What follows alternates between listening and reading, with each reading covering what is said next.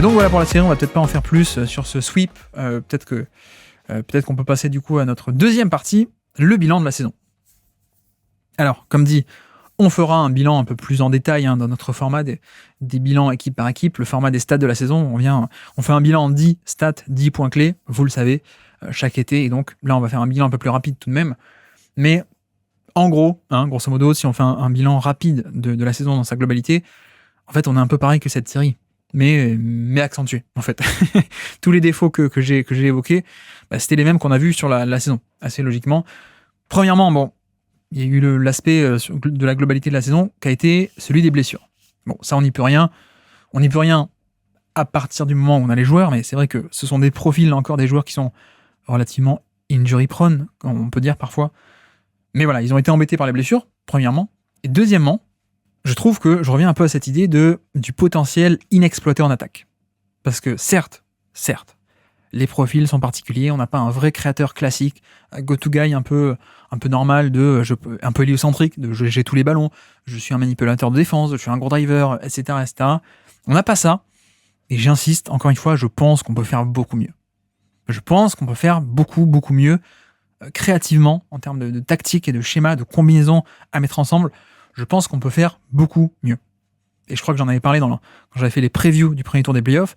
J'avais dit, est-ce qu'ils vont faire comme Golden State à l'époque de Kevin Durant aux Warriors, qui était un peu le côté, en saison régulière, on n'utilisait pas tant que ça le pick and roll Kevin Durant et Stephen Curry, et c'était un peu l'arme atomique qu'on se réservait pour les playoffs. Et en playoffs, on sortait ça, c'était indéfendable. Le pick and roll Curry Durant. Et je me demandais à quel point ça allait être ça sur les playoffs, ça n'a pas du tout été le cas. Et c'est un peu un exemple comme ça, mais j'ai pas l'impression d'avoir vu des tonnes de pick and roll entre petits. En tout cas, pas assez à mon goût. J'ai pas l'impression d'avoir vu des tonnes de combinaisons entre les trois ensemble. Alors, oui, parfois c'était le cas, mais pas assez, je trouve. Vraiment pas assez. Donc là-dessus, je trouve que on a un potentiel inexploité en attaque et on peut faire mieux. Les profils sont pas parfaits, mais on peut faire mieux que ce qu'on a eu actuellement. Et c'est un peu là-dessus où, d'ailleurs, c'est marrant de voir que le propriétaire, il est relativement jeune, et pourtant, même lui, il a eu un peu, un comportement ou une décision de propriétaire un peu à l'ancienne. C'est-à-dire que, souvenez-vous, Frank Vogel était parmi les candidats pour être coach de cette équipe, un peu en concurrence avec notamment l'assistant, celui qui deviendra l'assistant star, qui était Kevin Young, donc. Et finalement, même un jeune propriétaire de à peine 40 ans, il a fait comme les autres. Il a donné le poste au vieux mec old school, qui a des références et qui est ancien, notamment pour la gestion du vestiaire, ce qui est un peu ironique parce qu'au final, Vogel est détesté apparemment et ça passe pas bien du tout. Et voilà, on a déjà quelques déclarations dans la presse qui sont sorties, donc ça veut dire que Kevin Durant il est déjà allé parler à tel journaliste, peut-être même d'autres joueurs. Donc voilà, on sait que d'un point de vue management, c'est un échec, mais voilà, c'est un peu marrant marrant si vous n'êtes pas fan de Phoenix, pardon, mais c'est un peu dommage parce que il y avait un peu ce côté avec Kevin Young, qui était l'assistant, assistant qui n'a pas eu le poste, mais que pour faire rester, on a dit non, attends, tu vas être l'assistant star, prends ce contrat, et puis en gros, wink wink, en gros, si ça se passe mal, c'est toi qui deviens l'intérim, un peu comme Tyronn Lue à l'époque des Cavs, qui était l'assistant star de David Blatt, et puis d'un coup, hop, allez, ça dégage David Blatt, Tyronn Lue, tu prends les rênes. Je pense qu'il y avait un peu ce truc-là, et c'est dommage parce que Kevin Young avait l'air d'avoir plein de belles idées sur le jeu. Vous allez me dire, c'est facile d'avoir de belles idées quand c'est pas à toi de les mettre en place, mais bon, j'aurais aimé avoir mieux. J'aurais aimé avoir plus, et je me demande si ça n'a pas été un peu un des mauvais choix de la saison de partir sur Frank Vogel plutôt que Kevin Young.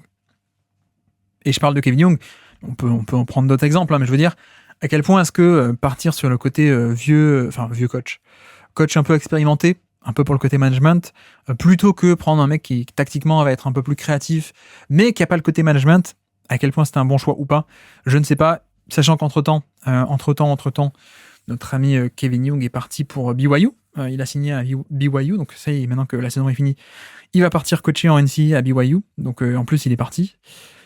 Comme dit aussi, des premiers bruits de couloir comme quoi ça se passait pas bien dans le vestiaire, donc à quel point est-ce que c'est un joueur qui a parlé et c'est exagéré ou pas, en termes de sources, etc. Mais je serais pas choqué que finalement Frank Vogel saute. Donc là encore, voilà, pas si mauvais que ça non plus la saison de Vogel, mais largement en dessous des attentes, je trouve. On aurait pu faire mieux, encore une fois, c'est un peu le slogan, c'est qu'on aurait pu faire mieux. Et là où c'est frustrant en plus avec les Suns, ça n'a pas été le cas sur la série, mais sur la globalité de la saison, et pourquoi j'étais un peu chaud sur eux, moi, c'est que Il y a des passages où c'était très bon, en effet. Dans notre hebdo du lundi matin, tous les lundis matins, on fait une hebdo. On en parlait assez régulièrement, mais à chaque fois, il y avait des bons passages des Suns. C'est juste que c'était très irrégulier. Mais les bons passages étaient très bons.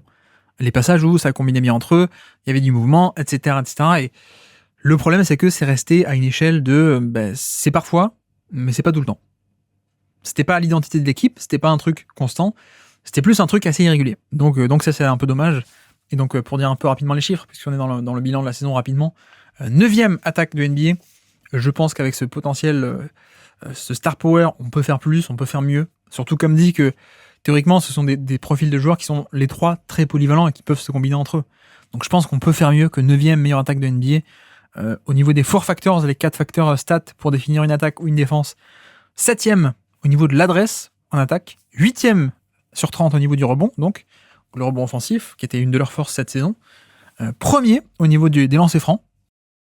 Les Suns, c'était la première équipe de NBA en termes du taux de lancers francs, de lancers francs provoqués. Par contre, il était, comme dit, 25e au niveau des turnovers. Et puis en particulier aussi, pour continuer un peu à décrire, donc 9e attaque aussi sur demi-terrain, non pas en général, mais sur demi-terrain précisément, 9e attaque de NBA. Et par contre, c'est vrai que ce qui plaît un peu moins, mais ce qui est un peu aussi lié au profil des joueurs évidemment, c'est que très peu de 3 points, généralement.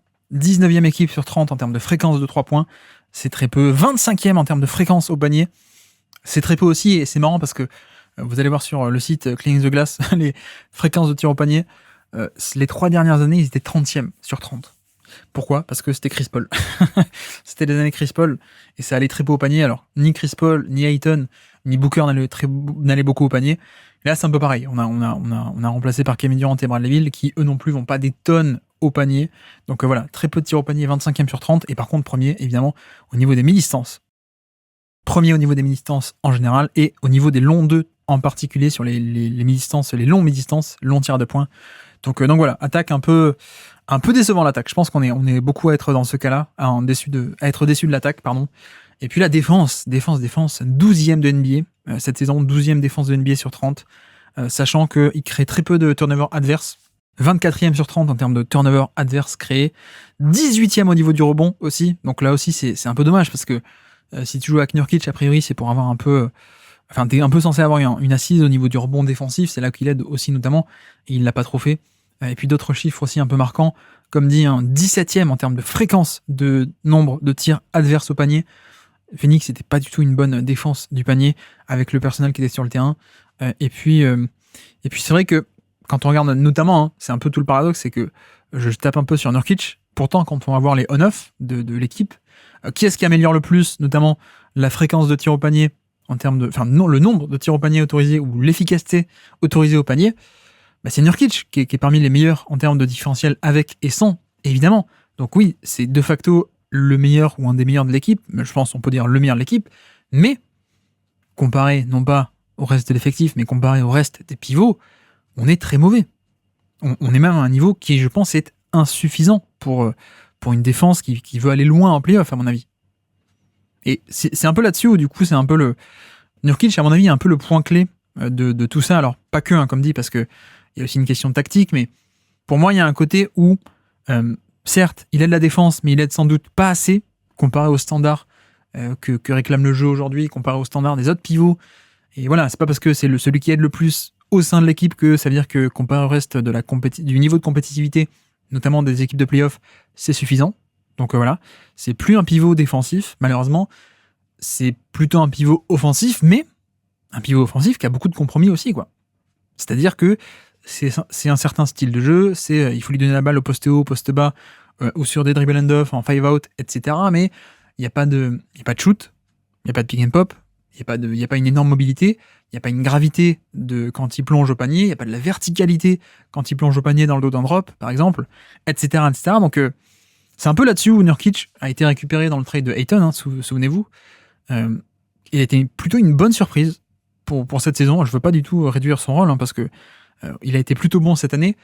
C'est juste que c'est un joueur à compromis des deux côtés du terrain, et à mon avis, ça a un peu explosé à la figure des Suns sur cette post-season.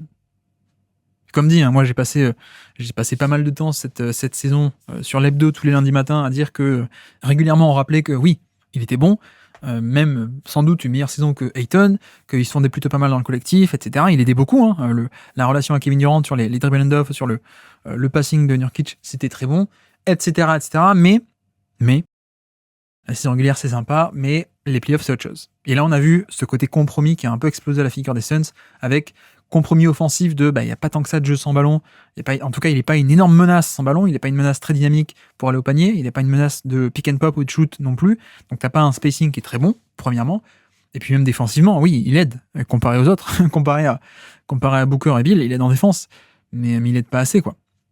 Donc, qu'est-ce qu'on fait avec ça, quoi ? Qu'est-ce qu'on fait avec ça, avec un joueur qui t'apporte un peu de l'attaque, mais en défense, c'est pas top, et que même en attaque, c'est pas parfait. Je sais pas. Mais en tout cas, j'avoue que même s'il fait une bonne saison, et je souligne encore une fois, il fait une bonne saison, il a apporté beaucoup de trucs intéressants cette saison. Mais par contre, si on commence un peu à se projeter sur la suite, moi je me dis que théoriquement, c'est absolument pas le profil que j'ai envie d'avoir à côté de ces trois-là, en fait. C'est-à-dire que pour avoir une certaine dose de créativité tactique, il faut aussi certains profils autour. Donc soit des mecs qui vont aller très fort au panier et représenter un peu une menace quand ils plongent au panier pour libérer d'autres trucs ailleurs, pour les stars, soit une menace de pick and pop.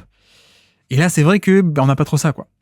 À quel point est-ce que tu as vraiment besoin d'un pivot qui va un peu tenir la balle, faire des dribble and off, faire des 5-out avec ces joueurs-là que tu pourrais combiner entre eux et ce serait suffisant? Je sais pas. Donc voilà, Nurkic, qui n'était pas non plus le premier choix des Suns, hein, évidemment. Je pense qu'il fallait d'abord se débarrasser du contrat de Ayton, etc., etc. Donc l'effectif a beaucoup été remodelé. Ça a été plutôt une bonne béquille pour cette saison, je trouve, mais comme dit, voilà, je vais pas me répéter, je me suis déjà répété trop souvent, pardon. Voilà, joueur à compromis. Donc voilà pour le bilan de Nurkic et des Suns. Après tout de même, hein, puisqu'on fait un peu le bilan, je pense que Nurkic, malgré tout, est une satisfaction, mine de rien, par rapport à ce qu'on pouvait en attendre au vu de ces 2-3 dernières saisons qui étaient pas top. C'était une vraie bonne surprise, même si on a vu des limites aussi en fin de saison, comme dit. Grayson Allen aussi. Grayson Allen, excellente surprise de cette saison, qui a, là encore, ses limitations, mais qui reste un 3&D, enfin quoi 3&D, peut-être pas, plutôt un connecteur, parce que 3, pas tant que ça là, mais en tout cas un connecteur avec shoot d'élite plus passing, fluidificateur de jeu, etc. Oui. Royce O'Neal aussi, qui a été récupéré à la trade deadline, qui à mon avis est une très bonne satisfaction, surtout qu'ils ont récupéré aussi ses droits, on va en parler. Gordon, c'était pas mal, hein, Eric Gordon, pour le tarif, qui a peut-être un peu trop joué, mais parce que blessure de Bradley Beal notamment. Mais Gordon, pour le tarif où c'était plutôt une bonne addition, je trouve. Josh Okogie aussi, qui a été gardé. Ils ont préféré Josh Okogie plutôt que Torrey Craig, qui a aussi fait une bonne saison globalement, vu qu'on fait un peu le bilan de la saison. Mais voilà, il y a quand même beaucoup de choses un peu sur lesquelles on reste sur notre fin. Il y a quelques très bonnes choses aussi, mine de rien, quelques positifs. Donc voilà, pour un bilan rapide, comme dit, on refera un bilan beaucoup plus détaillé plus tard, ne vous inquiétez pas. Merci d'avoir écouté cet extrait. S'il vous a plu, l'émission complète est disponible en description et on se donne rendez-vous sur le feed principal du Basket Lab pour l'intégralité des podcasts. À bientôt.